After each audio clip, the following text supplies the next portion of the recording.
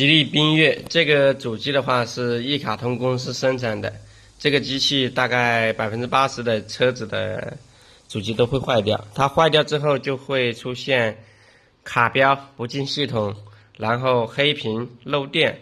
最主要的毛病啊就是在这里哈，我们来看一下，它这个核心板的问题导致有两个问题。第一个，不开机的话，一般都是这个电源芯片短路了，导致这几点电压没有输出。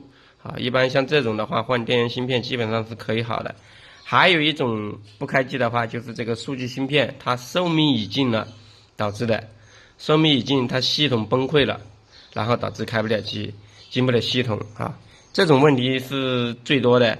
这款机器也会经常接到同行的一些爱修机。爱修机最主要的问题啊，就是把核心板搞坏了。我们这里都是更换下来的核心板哈。